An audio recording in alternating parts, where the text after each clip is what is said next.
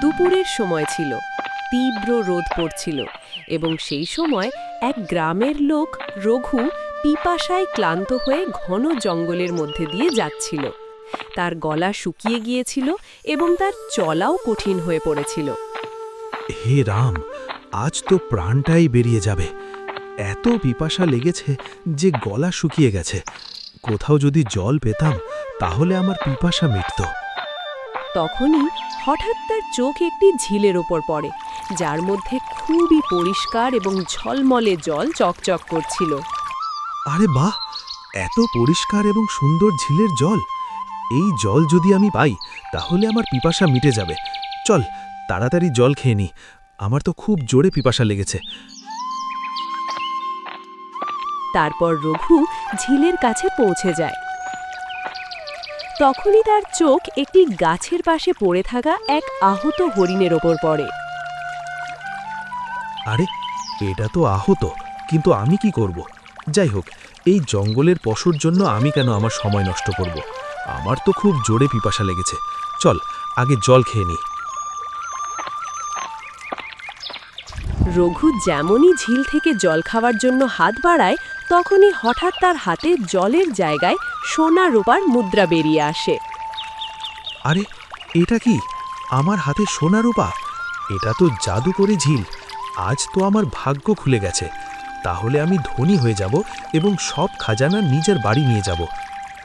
তখনই হঠাৎ তীব্র আলো ছড়িয়ে পড়ে এবং রঘু সেই ঝিলের মধ্যে তলিয়ে যায়। তখনই একটি রহস্যময় কণ্ঠ শোনা যায়। তুমি কি ভেবেছিলে লোভে পড়ে এই ঝিলকে ছুঁয়ে বেঁচে যাবে?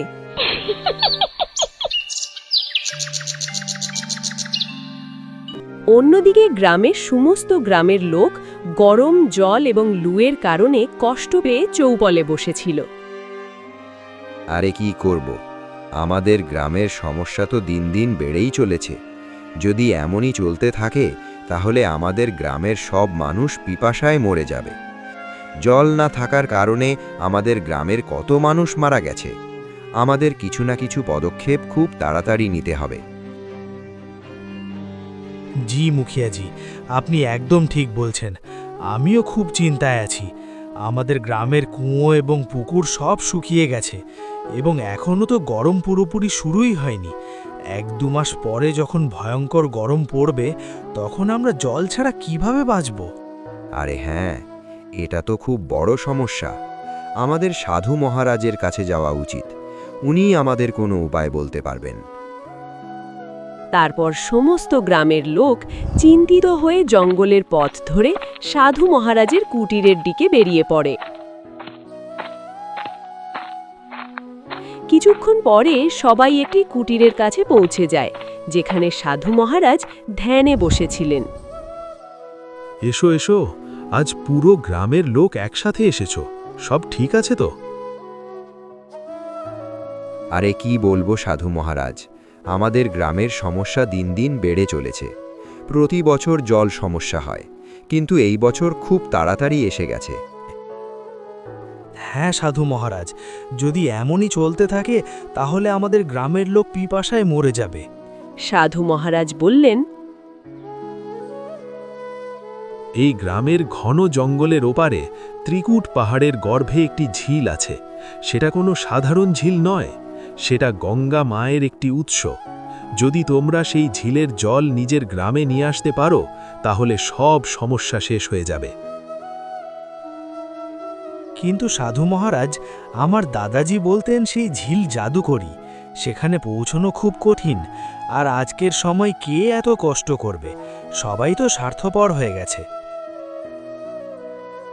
বাবা, যদি তোমরা তোমাদের গ্রামকে বাঁচাতে চাও তাহলে এমন একজন মানুষ খুঁজে বের করো যার মন পরিষ্কার, এবং তাকে 3টি অত্যন্ত কঠিন পরীক্ষা পার করতে হবে।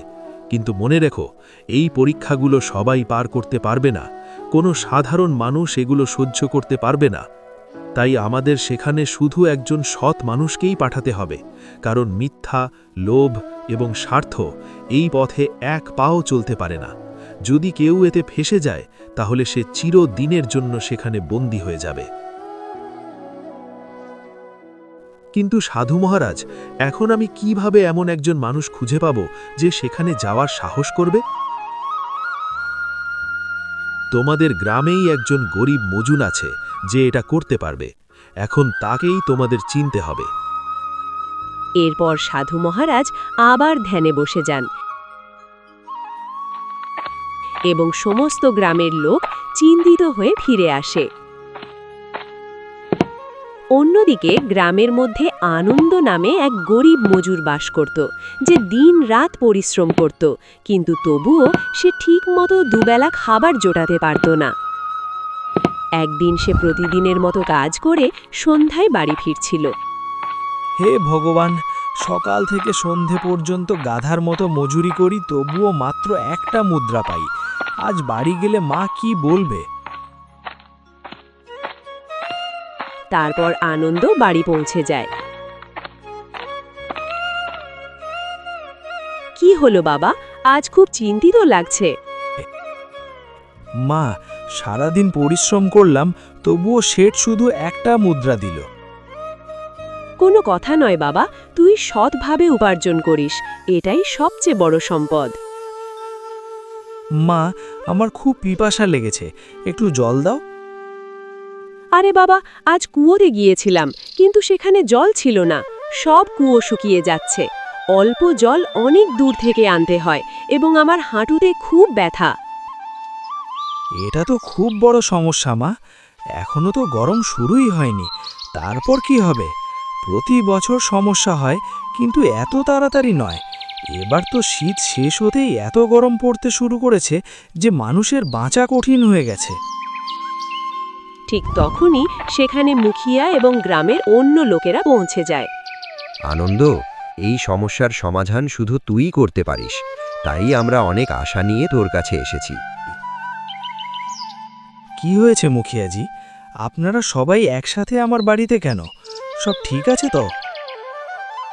পুরো গ্রাম জানে যে তুই পরিশ্রমী এবং সৎ। তুই প্রতিটা কাজ মন দিয়ে করিস, তাই আমরা সবাই তোর কাছে আশা নিয়ে এসেছি। হ্যাঁ মুখিয়াজি, বলুন আমি আপনাদের কিভাবে সাহায্য করতে পারি? মুখিয়া আনন্দকে সাধু মহারাজের বলার সমস্ত কথা বুঝিয়ে দেয়। সব কথা শুনে আনন্দ কিছুক্ষণ চুপ হয়ে যায়। এটা তো খুবই কঠিন কাজ, কিন্তু ঠিক আছে, এটা পুরো গ্রামের পিপাসার প্রশ্ন। আমি এই কঠিন পরীক্ষা অবশ্যই পার করব এবং সেই ঝিলকে আমাদের গ্রামে নিয়ে আসব। হ্যাঁ হ্যাঁ, কেন নয় মুখিয়াজি, আমার ছেলে তো গ্রামের মানুষের সাহায্য অবশ্যই করবে। এর বাবাও খুব সাহসী ছিল, তাই সেও গ্রামের জন্য নিশ্চয়ই করবে। ঠিক তখনই পিছন থেকে রামলাল সেখানে এসে যায়। মুখিয়াজি, আমিও যাব, আমিও সেই ঝিল নিয়ে আসব। রামলাল, তুমি এই কাজ করতে পারবে না, তাই তুমি যেও না। মুখিয়াজি, আপনি সব সময় আমাকে সম্মান করেন না, কিন্তু দেখবেন এইবার সেই ঝিলের জল আমি গ্রামে নিয়ে আসব। ঠিক আছে, যদি নিজেকে পরীক্ষা করতে চাও তাহলে যাও, তুমিও যেতে পারো। ঠিক আছে মুখিয়াজি, আমি আজই ত্রিকুট পাহাড়ের দিকে রওনা হচ্ছি। আনন্দ, বাবা, আমার বুক কেঁপে উঠছে তোকে এভাবে যেতে দেখে। আমার মন চাইছে না তোকে আটকাতে, কিন্তু আজ আমি তোকে আটকাবো না। যদি গ্রামের জন্য আমার ছেলেকে বিপদের সঙ্গে লড়তে হয়, তাহলে লড়বি বাবা। ভগবান তোকে শক্তি দিক। মা, আমারও ভয় লাগছে, কিন্তু এই ভয়ের থেকেও বড় আমার গ্রামের জন্য কিছু করার দায়িত্ব। যদি আজ আমি পিছিয়ে যাই, তাহলে সারা জীবন নিজের চোখে চোখ রাখতে পারবো না। তুমিই তো শিখিয়েছ, সত্যের পথ কঠিন হয়, কিন্তু সেটাই সঠিক। আমি কথা দিচ্ছি, পথ যত কঠিনই হোক, আমি আমার দায়িত্ব পালন করব। তারপর আনন্দ এবং রামলাল দুজনেই যাত্রায় বেরিয়ে পড়ে।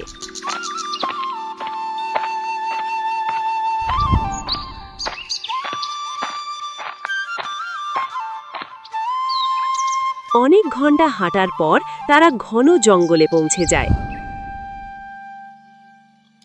আরে আনন্দ, অনেক সময় হয়ে গেছে, চল একটু বিশ্রাম করি, তারপর এগোবো। না রামলাল চাচা, আমরা এখনো খুব কম পথ চলেছি, ত্রিকুট পাহাড়ে পৌঁছতে অন্তত 3 দিন লাগবে। আমাদের তাড়াতাড়ি এগোতে হবে। রামলাল মনে মনে ভাবল, আমাকে কোনো না কোনোভাবে আনন্দকে পথ থেকে সরাতে হবে। যদি সে আমার আগে পৌঁছে যায় তাহলে গ্রামের লোকেরা আর আমাকে সম্মান করবে না। আমাকে কিছু একটা করতে হবে। রামলাল বসে পড়ে। আনন্দ, এখন আর আমার দ্বারা হাঁটা যাচ্ছে না, একটু বিশ্রাম করি। চলো আর একটু এগিয়ে যাই, তারপর বিশ্রাম করব। সামনে হয়তো কোথাও জলও পেয়ে যেতে পারি। খুব পিপাসাও লেগেছে। ঠিক আছে, চল। দুজনেই সামনে এগিয়ে যায়।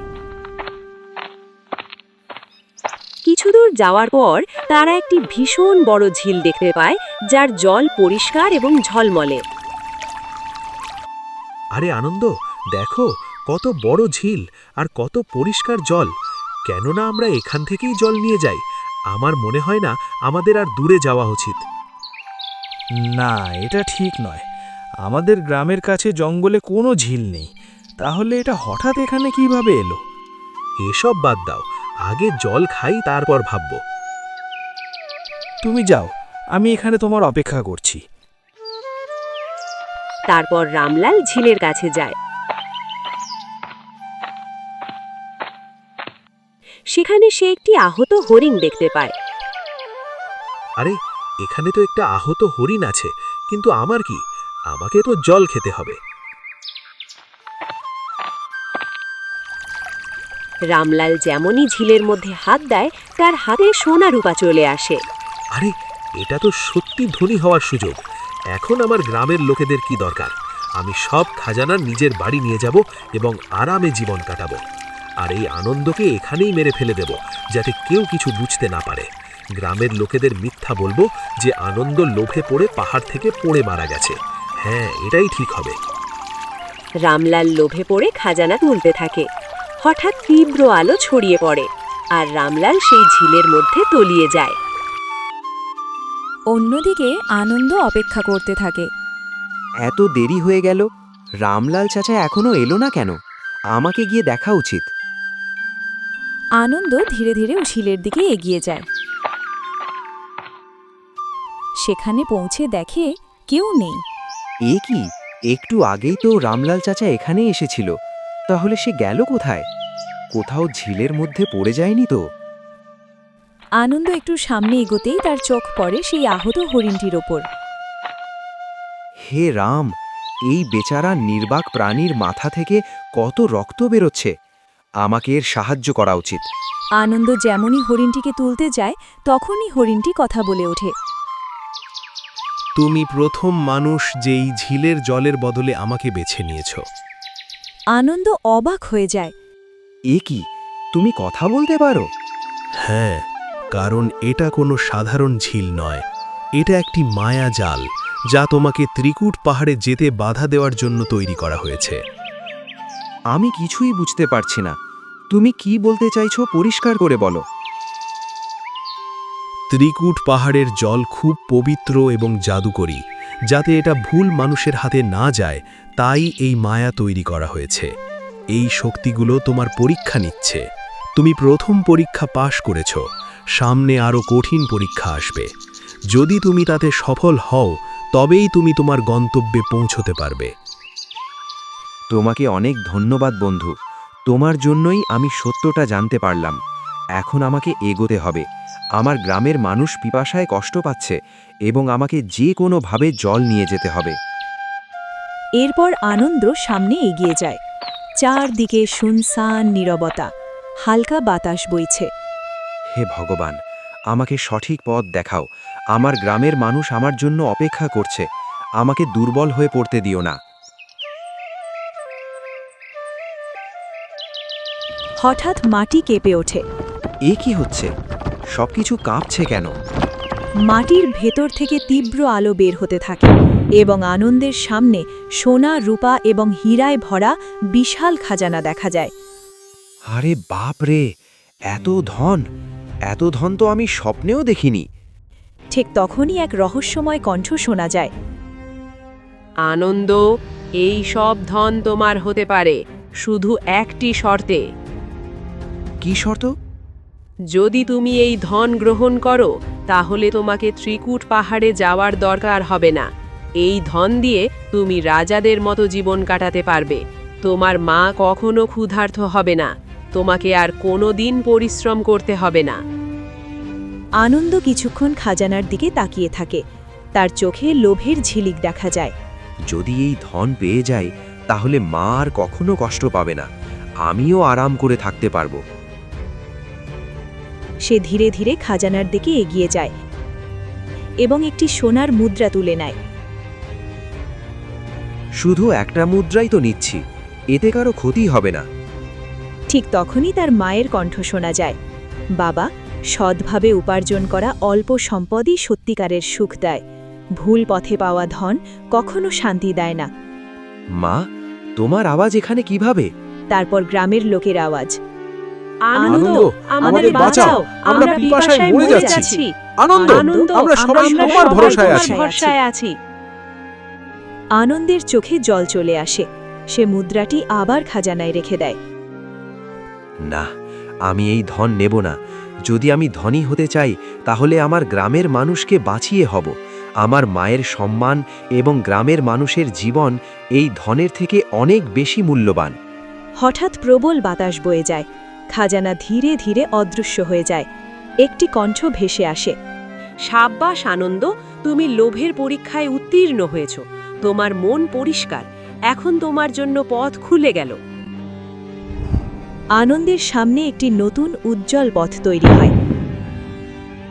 এখন যতই কঠিন পথ হোক, আমি আর পিছিয়ে যাব না। এরপর আনন্দ সামনে এগিয়ে যায়।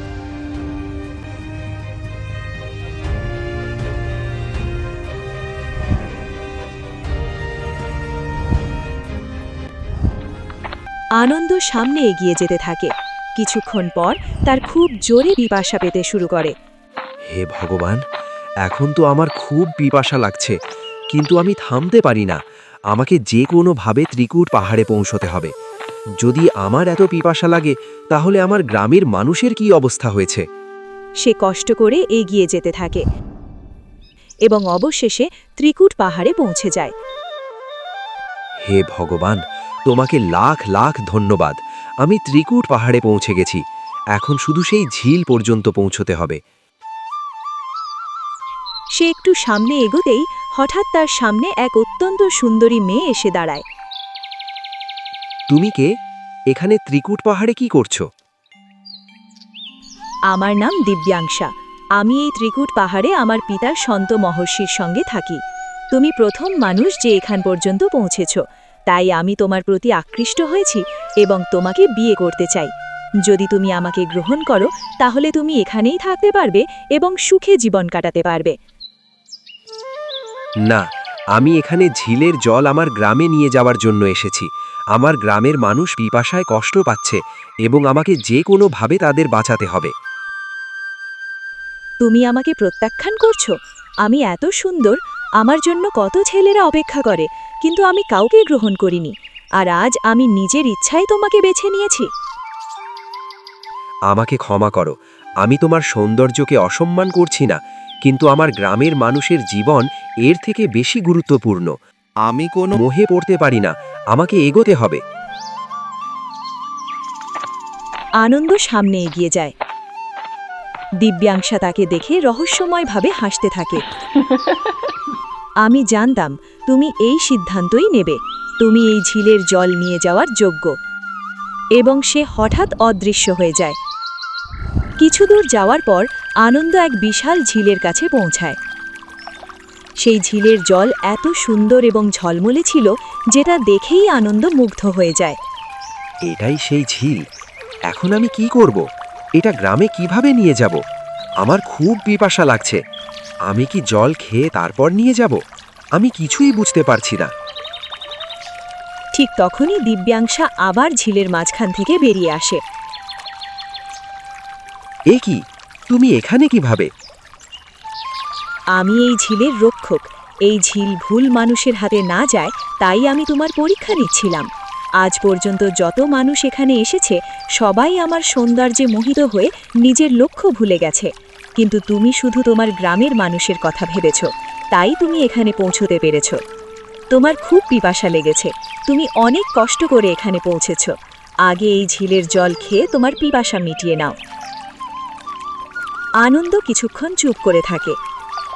যদি আমি এই জল খেয়ে ফেলি তাহলে যদি সব নষ্ট হয়ে যায়? না, আমি এটা করতে পারি না। দিব্যাংশা বলে, যদি তুমি এই ঝিলের এক ফোঁটা জলও পান করো তাহলে এই ঝিল তোমার সঙ্গে যাবে না, এটাই এর নিয়ম। ঠিক আছে, আমি এই জল পান করব না। আমি এই জল আমার গ্রামের জন্য নিয়ে যাব, যাই হোক না কেন। ভেবে দেখো আনন্দ, তুমি খুব ক্লান্ত, সামনে পথ আরো কঠিন। যদি তুমি পথে হার মানো? আমি ভগবানের নাম নিয়ে এই কাজ শেষ করব। হঠাৎ তীব্র আলো ছড়িয়ে পড়ে এবং পুরো ঝিলের জল একটি কমণ্ডলে ভরে যায়। দিব্যাংশা সেই কমণ্ডল আনন্দের হাতে দিয়ে বলে, এটা তোমার গ্রামে নিয়ে যাও এবং পুকুরে ঢেলে দাও। তারপর দেখবে সেই পুকুরের জল কখনো শেষ হবে না। কিন্তু সাবধান, পথে যেন এর জল না পড়ে এবং ভুলভাবে ব্যবহার না হয়। আমি এই দায়িত্ব সৎভাবে পালন করব। আনন্দ কমণ্ডল নিয়ে গ্রামের দিকে রওনা দেয়।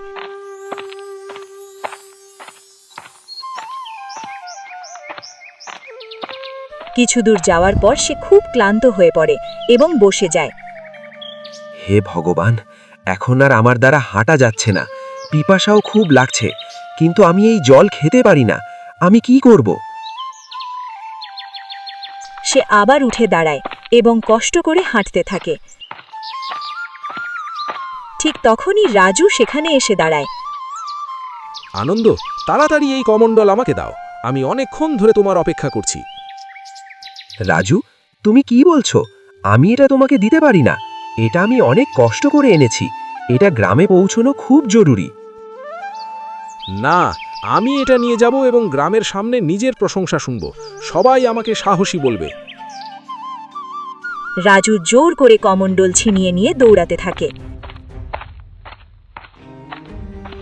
না রাজু, এটা করো না, এতে সর্বনাশ হয়ে যাবে। পুরো গ্রাম পিপাসায় মরে যাবে। রাজু থামে না। এই জল এত পবিত্র, আমি এটা খেয়ে ফেলি, হয়তো আমি অমর হয়ে যাব। যেই সে জল খেতে যায়, হঠাৎ তীব্র আলো ছড়িয়ে পড়ে এবং রাজু পাথরের মূর্তিতে পরিণত হয়ে যায়। আনন্দ সব দেখে হতবাক হয়ে যায়। হে ভগবান, লোভ মানুষকে ধ্বংস করে যায়। সে কমণ্ডল তুলে নিয়ে সাধু মহারাজের কাছে যায়। এসো বৎস, তুমি সফল হয়েছ। তুমি জাদুকরী ঝিলের জল নিয়ে এসেছ। হ্যাঁ সাধু মহারাজ, কিন্তু রাজু এটাকে ছুঁয়ে দিয়েছে। এখন কি হবে? চিন্তা করো না, তুমি সৎ, তাই এর শক্তি এখনো আছে। তুমি এটা গ্রামে নিয়ে যাও।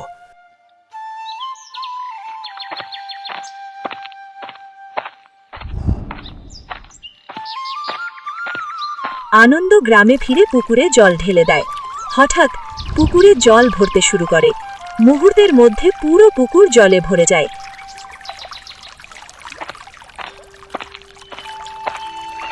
তখনই গ্রামের লোকেরা সেখানে পৌঁছায়। গ্রামের লোকেরা আনন্দে চিৎকার করে ওঠে। আনন্দ, তুমি আমাদের বাঁচিয়েছ। আজ থেকে তুমি আমাদের গ্রামের প্রধান। সবাই আনন্দে তার নাম ধ্বনি দিতে থাকে। তারপর থেকে আনন্দ তার মায়ের সাথে সুখে থাকতে লাগলো।